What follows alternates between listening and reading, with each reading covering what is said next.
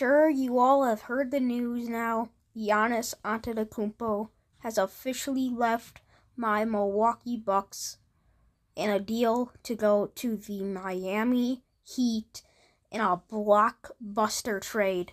So I'm gonna go through here everything that happened in this Giannis trade here, what the future of the Bucks are gonna look like, what the future of the Heat's gonna look like, and we'll take a look at how I think Giannis is gonna perform for the Heat, and how scary it could be with Giannis and Bam Adebayo running the court in Miami. So this is the trade details here. Miami received Giannis and Bobby Portis. I don't like how we had to give up Bobby Portis. I wish we would have just sent Thanasis over there with Giannis, because we traded Bobby to clear up cap space, and now we're not even gonna. And now, like, why couldn't we just send Thanasis over there? Not cap space, roster space. Why couldn't we send Thanasis over there? He obviously wants to be with Giannis, so why can't we just send him over there and then we can keep Bobby Portis? But anyways, the Heat received obviously Giannis Antetokounmpo and Bobby Portis.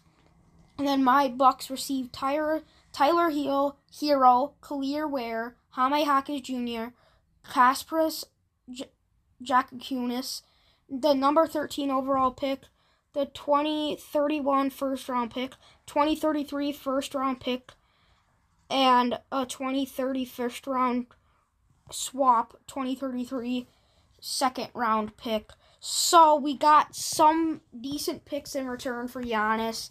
Tyler Hero, he's a young guard who can space the floor, entering his prime. He can shoot it. Khalil Ware, I'm not too familiar with Khalil Ware. I know he's pretty good with the three ball. Jaime Jaquez Jr., he was a contender for 6-man of the year coming off the bench for the Heat. I think he could make his way up into the starting role here for the Bucks. And Kasparas Jakunis, he's a young, very talented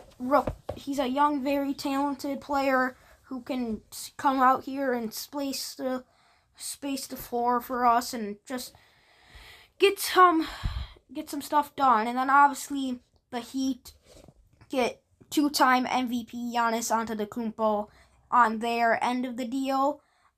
So who wins the trade there? I'm gonna say the Heat, just because they get the most dominant player in basketball who can just plow right through, get to his own spot on the court, and create his own shots. Bobby Portis too. He's a nice power forward, small forward, playing the 3 or 4 spot.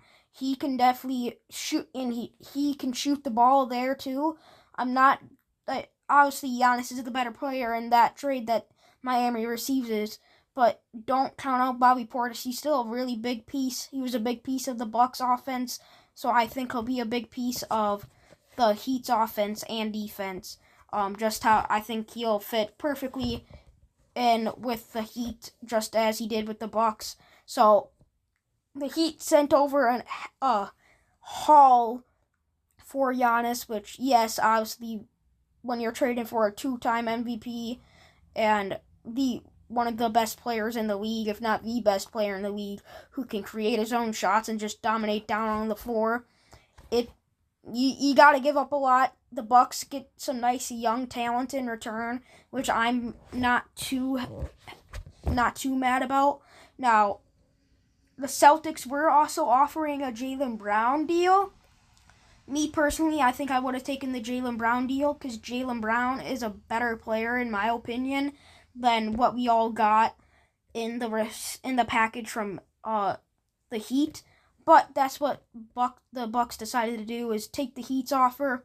So now let's come take a look at how scary the Heat could be with Giannis and Bam teaming up. These two are going to absolutely just pound in the pound points in the paint. Giannis, he's gonna just get exactly where he wants. When everybody comes flooding in to Giannis, Giannis can just kick it out to Bam Adebayo. Things are going to look a lot different here in Miami. Giannis, he's almost given up on the three ball. Bam, he's still working on his three. He's getting a little better at the three ball. So if Giannis, these two will space the floor very well. Giannis can drive in. Bam might go out on the wing and try and shoot a three as he continues to work on his jump shot and he continues to look better with the three ball. And then same thing, like these guys can both get down in the paint very forcefully and just create their own shots and just plow through the paint and just get right out to the basket for an easy lay. And now on the defensive side, these two are going to be scary. You're not going to get past these guys down in the paint. Bam, he's going to defend really well, especially paired up with Giannis. I just don't know what to say with these two when you're going to go out and face these two teaming up with each other down in the paint. You're not going to get past them. When you're playing the Heat, you're going to need to kick out for three or a mid-ranger. And yet, so this is going to be an absolutely scary duo here in Miami with Giannis and Bam. They very similar players, but can both get down on, can both power in the paint and create their own shots, just get down, power through. And then on the defensive end, you're not going to get past these guys. Giannis, I'm pretty sure he's a defensive player of the year. Bam, I don't know if he's won a defensive player of the year or not, but both of these guys are really good at defense. These guys will be looking really, really good down in the paint and on both sides of the ball, offense and defense.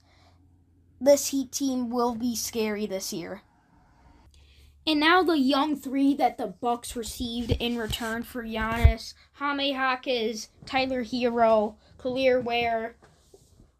These guys, I think they'll work really well together. They worked out pretty good in Miami. These three consistently brought Miami to the play-in, sometimes even brought them into the playoffs. That one year they upset my Bucks as the 8 seed, made it all the way to the finals. This could be a really, really strong upgrade for the Bucks here, as they're all young. They're all trying to enter their prime at the same time. Tyler Hero, he's gonna be able to space the floor. Jaime Jaquez, him coming off the bench will be looking real good. It'll be pretty scary. Him coming off the bench and maybe even working his way up into a starter role. Kelly Ware, I think he's gonna look really good in a Bucks uniform, and I think he'll almost just work better in a Bucks uniform, and I feel like he'll fit better in the Bucks offense. So all these guys can space the floor, come off the bench strong. They'll fit in the offense well. I think the Bucks will also have a good end of the deal.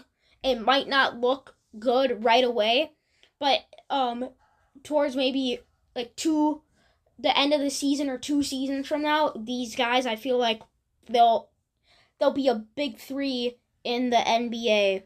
So that is everything on the Giannis trade. Breaking news. Will I miss Giannis? Yes. Will I not miss him? No, because whenever you have Giannis on your team, the Bucks gave him so much leverage on our team, where it almost ended up destroying our team because we didn't want him to go, but we gave him so much power that we brought in Dame and then waived him, and now we have $122 million of dead cap. Miles Turner didn't work out. We fired a whole bunch of coaches. So the problem with Giannis if you give him too much leverage, it could destroy your team. But overall, Giannis still a great player. And breaking news, good luck in Miami, Giannis.